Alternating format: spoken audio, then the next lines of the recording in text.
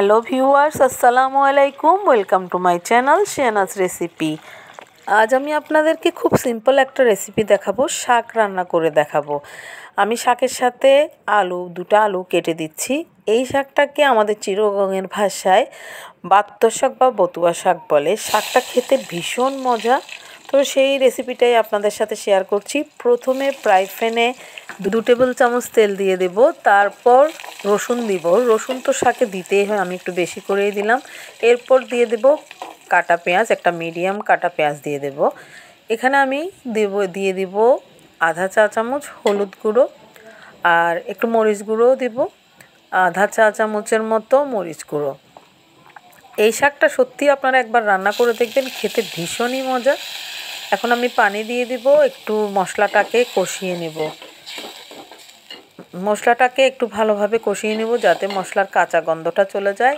এখানে দিয়ে দিব পরিমাণ মতো লবণ। এখানে আমি হাফ চা চামচ লবণ দিয়ে দিয়েছি।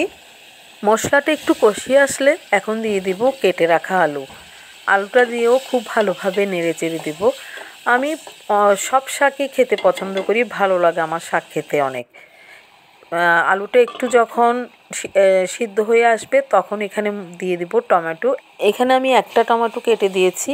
টমেটোটা দেওয়ার ফলে গ্রেভিটা অনেক মজা হবে। এই টমেটোটা গলে যখন ঝোলের সাথে মিশে যাবে তখন অনেক মজা লাগবে। ঢেকে একটু ভালোভাবে সিদ্ধ করে নেব।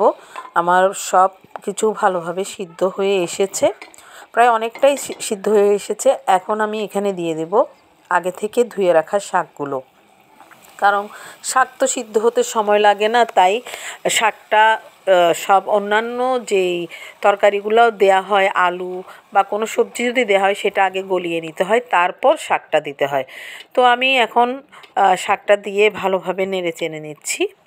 শাকের একটা বৈশিষ্ট্য আছে, চুলাতে দেওয়ার আগে একদম কড়াইয়ের ভর্তি ভর্তি থাকে, একটুখানি জাল দেওয়ার পর শাকটা একদম চুপসে যায়।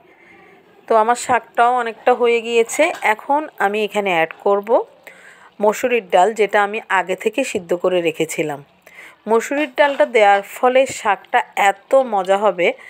মসুরির ডালটাকে শাকের সাথে খুব ভালোভাবে মিশিয়ে দেব। আমার এখানে এক হাতে মোবাইলের ক্যামেরা, তাই ভালোভাবে নাড়তে পারছিলাম না, তারপরও মিশিয়ে দিচ্ছি। তো এখন ভালোভাবে মেশানো হয়ে গেলে এখন আমি ঢাকা দিয়ে দেব।